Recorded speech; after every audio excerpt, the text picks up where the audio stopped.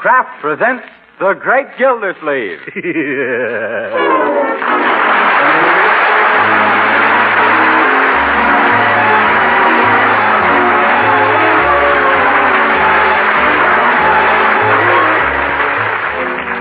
Each week at this time, Kraft presents from Hollywood, California, Harold Peary as The Great Gildersleeve, written by Leonard L. Levinson.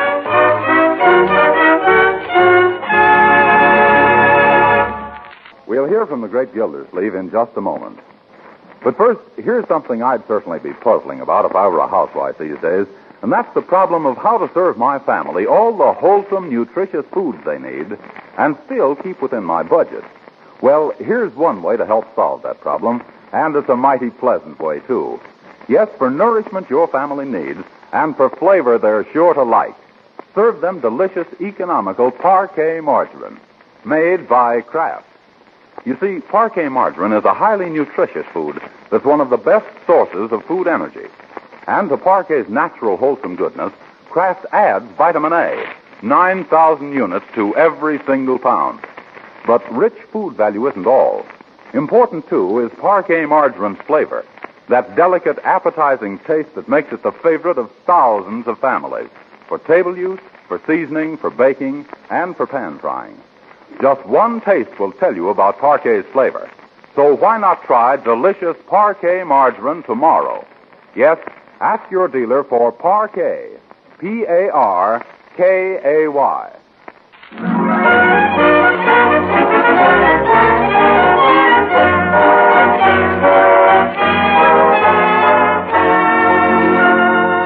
And now let's visit our friend, the Great Gildersleeve.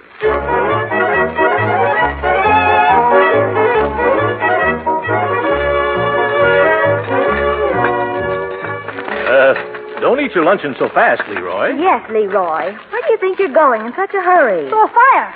Uncle Mort gave me a quarter to burn the leaves. Yes. Say, leaf burning might be a good business for me to go into. Better get outside, Leroy. There's a wind coming up, and you're liable to blow your business right down the street. Okay. Say, did anybody see my sweater? Excuse me while I take the front door. Yeah.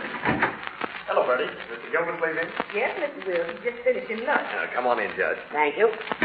Well, hello, Ted. Hello, Judge Hooker. This is an unexpected pleasure. Would you gentlemen care to indulge in a cup of coffee? No, only going to stay a moment.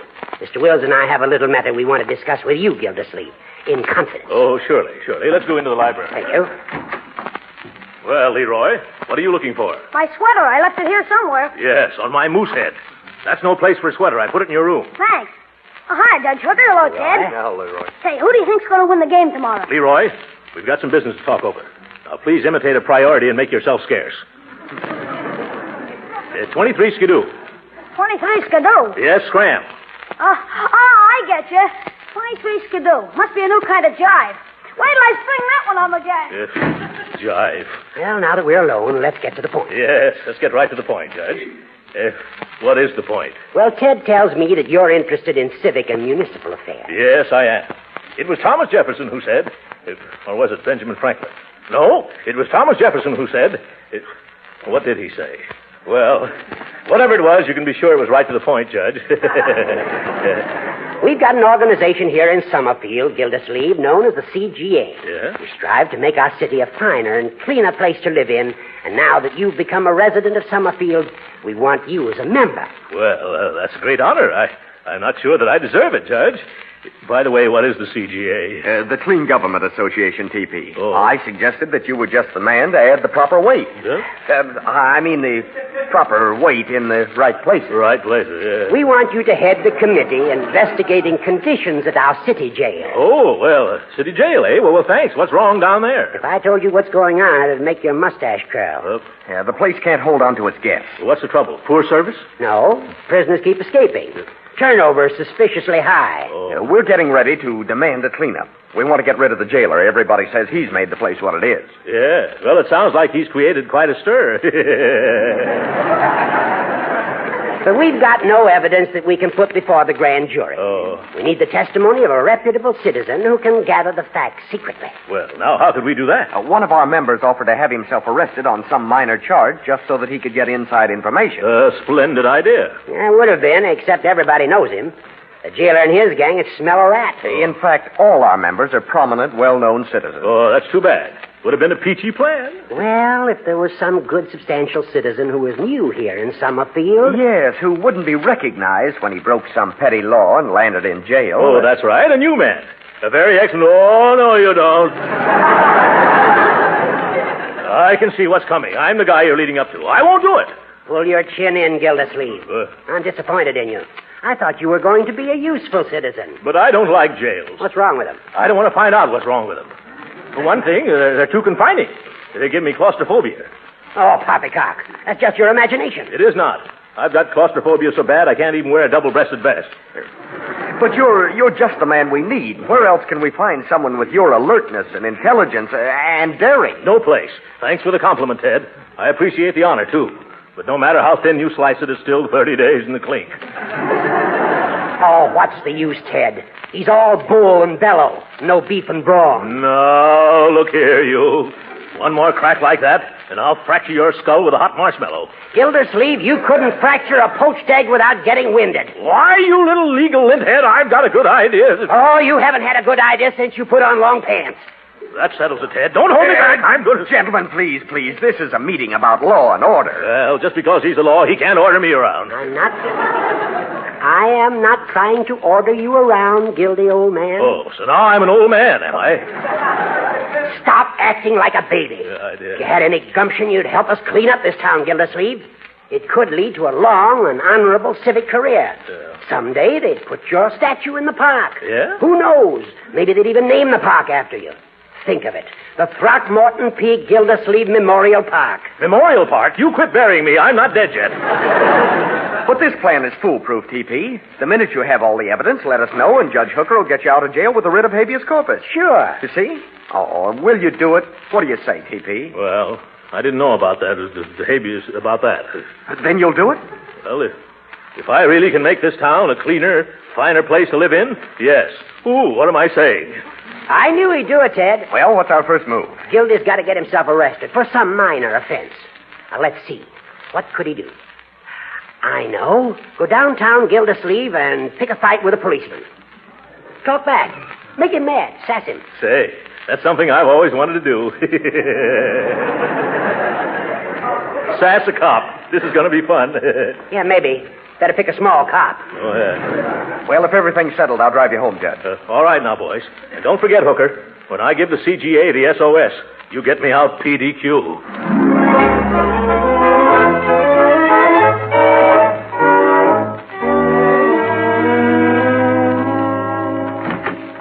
Well, children, how do you like your uncle's new fall outfit?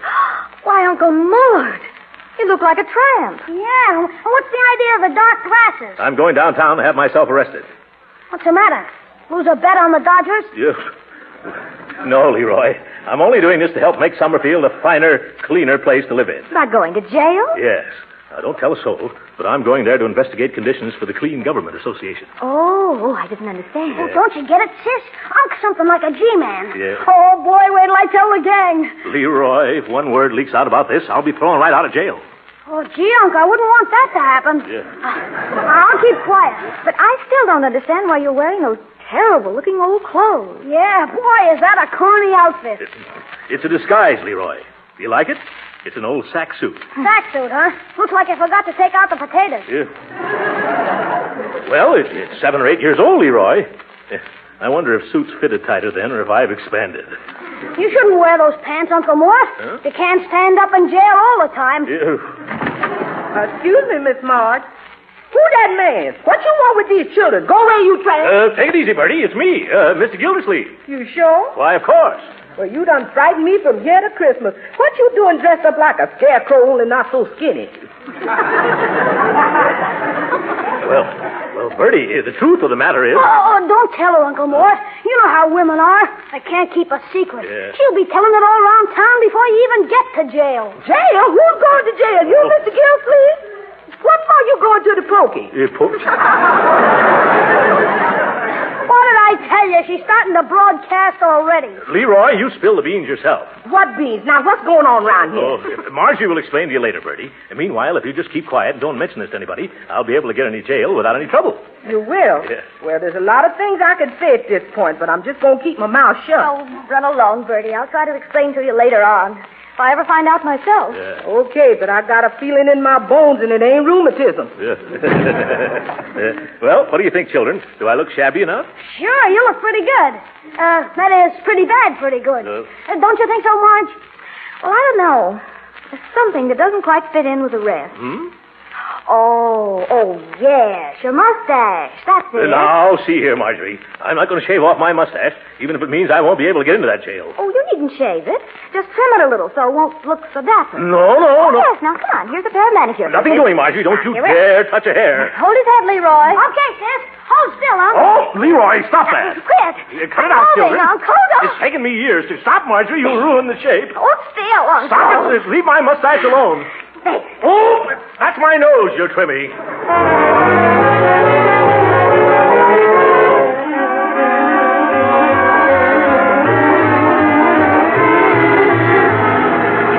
Everything all right, Uncle Mort? Well, my upper lip was kind of cold. Keep it stiff, Uncle. It looks great. Yes. Say, is it all right if we stick around and watch you get arrested? I should say not. I wouldn't have even let you drive me downtown if that conductor hadn't thrown me off the streetcar. Say, how do you plan to get arrested, Uncle Mort? Huh? I hope you're not going to do anything against the law. Well, nothing really bad. I'm just going to tease a cop. Will I have fun getting that cop mad? Hey, Uncle Mort, Yeah? stop. I see a policeman. Where? Coming down the street. See him? Boy, is he a big guy, too. Hey, Uncle Mort, you're not stopping. No sense in taking just the first policeman you see, Leroy. Oh, what's wrong with this one? Well, I'd kind of like to shop around for a little while, I mean. But you know how hard policemen ought to find when you want one. Huh? Now's your chance. Gee, Unc, ain't you gonna? Well, all right, if you insist. Come on, Unc. Don't rush me, young man. Well, what are we waiting for? Well, I just don't know how to begin this. Why don't you just bump into him? Look how big he is. There wouldn't be any fun in that. And step on his corn. Yeah, step on his corns. That's like putting one foot in the grave. Hurry up before he passes, Unc. Now, quit pushing me out of the car, Leroy. Now, stop that. Whoop. Oh, Yeah. say, look where you're going, you. You stepped right on my foot. I did, officer? Well, why don't you keep those big, flat feet out of my way? They are big, aren't they? Huh?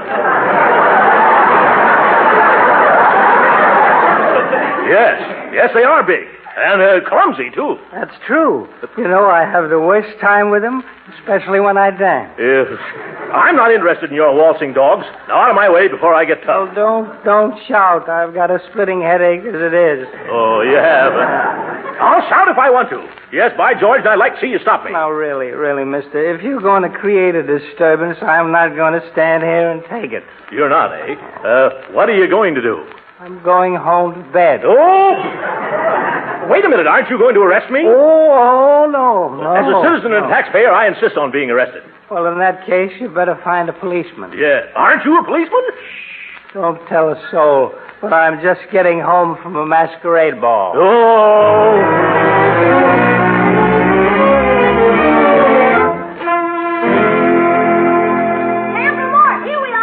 Oh, I wish you two children would stop following me around. You're just a jinx. Oh. No matter what I try, I can't get myself arrested. Well, did you walk on the grass in the park and pick the flowers like I told you to do? Yes, but that didn't work. Well, you should have waited till you saw a policeman. I did, and all he did was wink at me. How about jaywalking? They're arresting people for that these days. I tried jaywalking right on a busy street. What happened? A couple of big trucks just missed me and ran into each other. And the officer didn't arrest you? No, he was too busy separating the truck drivers. I even tried to steal a mounted policeman's horse. That should have landed you smack in the hoose gout. Well, it would have, except this was a burglar-proof horse. What do you mean? He just sat down in the gutter and refused to move. Oh, maybe you better give up, Uncle Mort. No, sir. I'm just as stubborn as the police department. I'm going to jail this afternoon if it takes me all night. Unc, I've been thinking. I know what'll do the trick. What is it, my boy? What is it? You see that pile of bricks? The bricks? Yes. And see all the pretty store windows? Oh, Leroy, I don't want to hurt those shopkeepers. Okay, then, how about that row of empty stores across the street? You couldn't hurt anybody there. You're a bright boy, Leroy. Now, you children go back to the car and pretend you don't know me. All right. So long, Uncle Mort. I hope you make it this time. Yeah, thanks. Better take an armful in case I miss. Well, here goes. It doesn't seem to attract any attention. I better try again. What kind of a neighborhood is this? Well, I'll wake him up this time. Ooh. Ooh. This is fun. Ooh.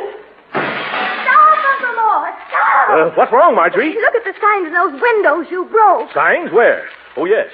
These stores for rent by the Forrester Estate.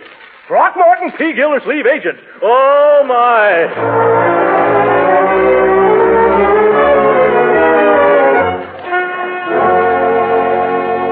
Now go on, Unc. Here comes a guy. Yeah? Do as I told you, and they can't keep you out of the coop. Oh, but this is ridiculous, Leroy. I'm a little embarrassed. I'll get stage fright. Well, you said it was for a worthy cause. I'll be waiting, Unc. I don't like this. Excuse me, buddy, but could you spare a dime for a worthy cup of coffee? Why, sure, pal. I've been up against it myself.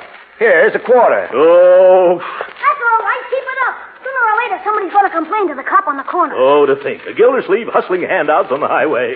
Here comes another customer, Uncle Mort. Okay. Makes me feel like a cat. Pardon me, lady, but could you spare a dime for a cup of coffee? Why, you poor man, I'll do better than that. I'm going to take you to the nearest restaurant and buy you a nice hot meal. But, madam, I've had my luncheon already. I just forgot to drink my coffee.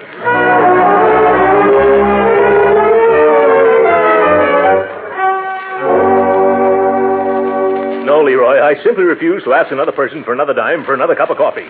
Why, I've collected over $7 already. Here, to give it to some worthy charity. Start a fund to buy glasses for nearsighted policemen. What are you going to do now? I'm giving up. I never knew it'd be so hard to get yourself arrested. Come on. Your sister's waiting in the car. Oh, look, that lady dropped her purse. Hand it here, Leroy. Thanks. Which lady was it, Unc? The one with the hat like a waffle. Hey, lady! Leroy, you go to the car while I run ahead and give it back to her. Lady! Oh, lady! Lady! Oh, lady! Lady, I've been whistling at you for a block. I heard you. How dare you follow me? I wasn't following you. I was trying to catch you. What? Here's your purse, lady. You dropped it back there. I did not. But I thought I saw you. I have my purse right here in my hand. What? That was just an excuse to stop me and try to flirt, you masher. Masher? Who, me? Yes. A girl isn't safe anymore with wolves like you roaming the streets. Wolves? Now, see here. I wish there was a policeman around. I'd teach you a lesson. Quiet, lady. You're attracting a crowd. Why, you ought to be ashamed. Whistling and shouting at a poor girl. Girl? You wouldn't be so bold and sassy if my brother-in-law was here to protect me. Oh, my God. Excuse me, lady. Maybe I can help you. Quiet, please, quiet. Yes, quiet. What's wrong? This man is bothering me. I am not. Move on, bum. You're bothering the lady. But I just ran after her. It bothered her. Now run away. But I want to give her this purse. I don't want your old purse. My purse? She says she don't want your purse. Now beat it. All right, Mr. Refuse. Wait a second. Who are you to tell me I should beat it? I'm a deputy sheriff, see? Now, if you don't want to be pulled in for mashing... But I swear, Miss... My purse, that man's got it in his hand. Huh? Let me got my purse. Oh, is this your purse? Well, I thought it belonged to the other lady. Stealing ladies' pocketbooks, too, huh? Huh? Now I got you on 2 charges. Mashing and purse snatching. Oh, but I tell you, Deputy, I'm innocent. Oh, yeah? Come on now, fatty. Let's go down to the sheriff's office. Well, I just saw it lying there on the sidewalk, mister, and I thought that... Are you coming quietly, or do I have to drag you to jail? I won't come quietly. You can't make me... What? You're going to take me to jail? You catch on fast. Well, why didn't you say so? Come on. I just can't wait till we get there.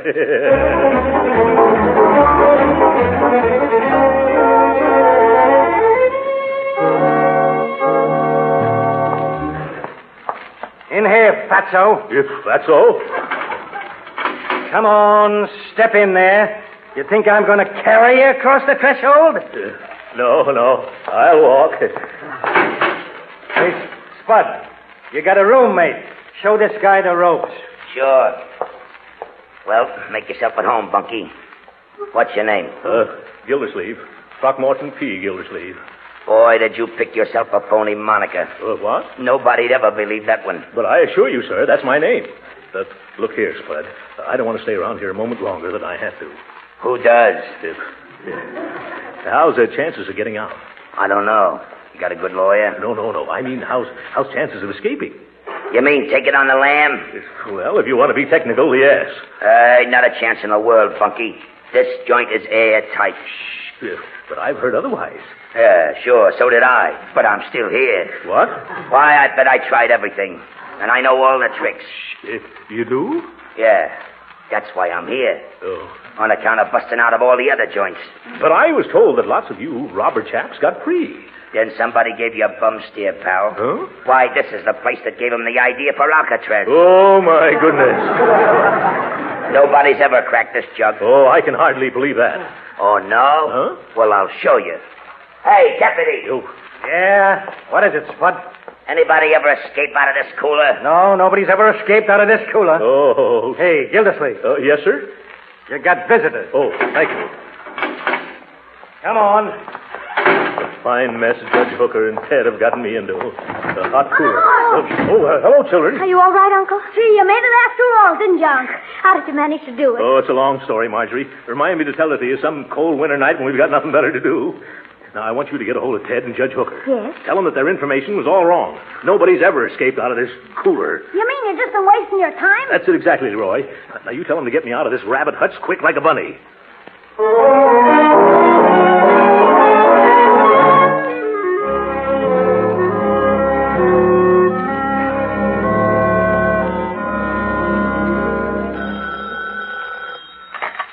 Judge Hooker's chambers. Let me talk to Judge Hooker, please. This is Ted Wills speaking. Oh, sorry, Mr. Wills. He just left. Oh, I see. When'll he be back? Well, in about a week, he said. What? A week? He can't do that. Oh, yes, he can. He's just gone to New York on court business. But he can't go. He's left someone in the lurch. Oh, my goodness. Where's the judge stopping in New York? Well, he hadn't decided. He's going to let me know. What's the trouble? He's left an innocent man here in jail. Oh, that's what all you lawyers say. Oh. Goodbye. Marge, Leroy, what are we going to do? Poor Uncle Mort. Yeah, poor Uncle Mort.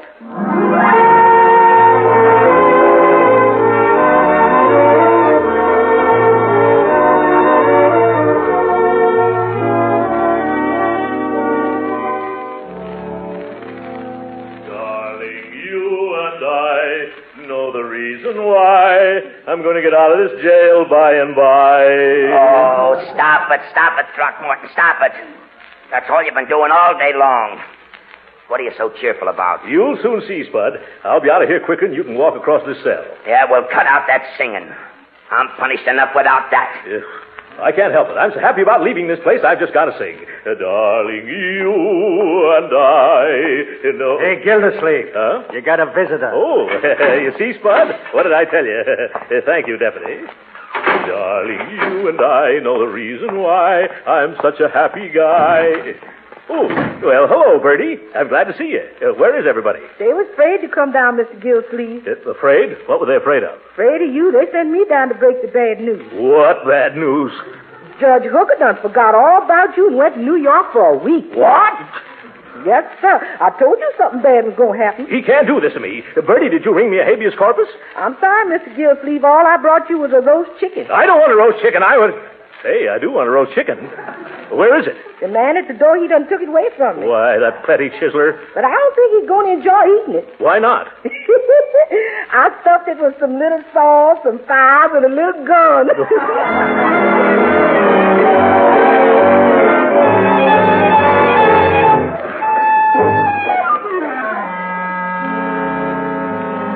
Let me out of here.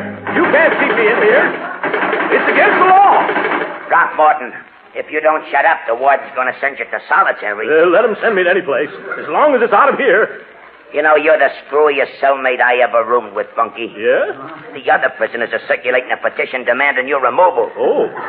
Now, why don't you just sit down like a good little fella and write another letter to the newspaper? No, I've been framed and double-crossed, and they were going to name a statue after me in a memorial park. I'm really a member of the Clean Government Association. Well, you certainly don't act like it. Huh? In the past 3 days, you've tried to set the cell on fire 4 times. Yeah. And the rest of the time, you're either trying to bribe the guards or you're organizing a jailbreak. Gildersleeve, you ain't playing the game.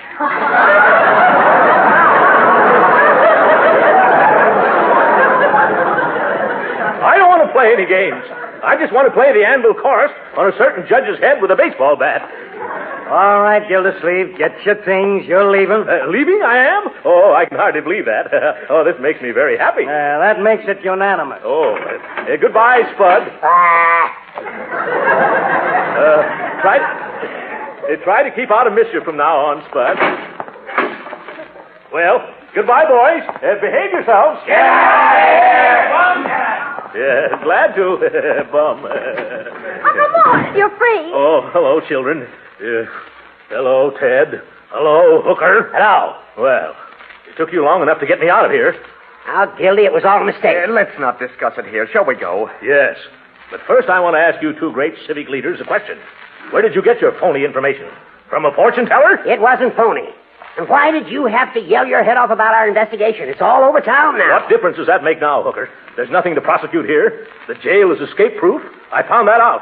And from what I saw, it's run on the level, too. Of course it is. I knew that all along. Then why in the name of common sense did you send me here? That's just it. We didn't tell you to come here, Gildersleeve. What? No, this is the county jail. We told you to go to the city jail. Oh, my goodness.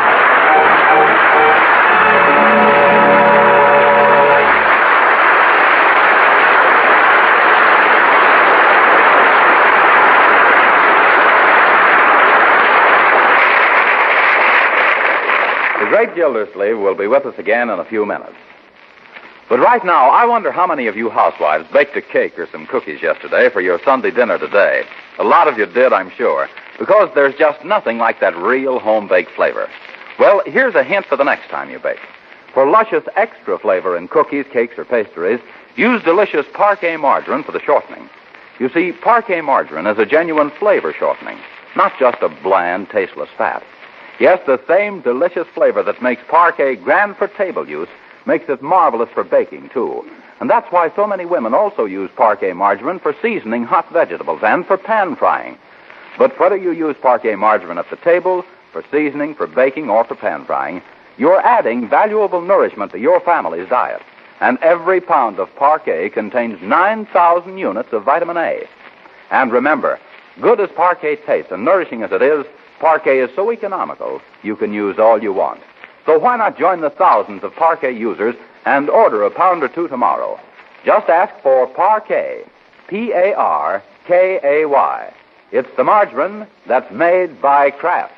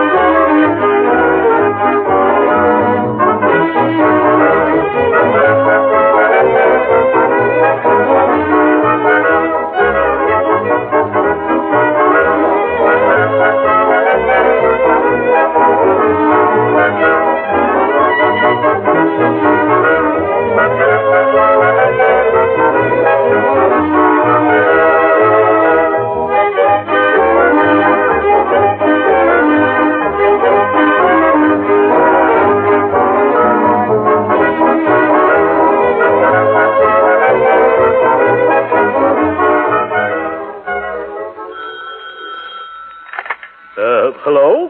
Throckmorton? Yes? Throckmorton, this is Spud. I just phoned to tell you I gave you a bum steer. You did, Spud? How? Well, somebody did escape out of that cooler. They did? Who? Me.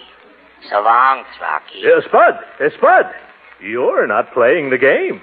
Good night.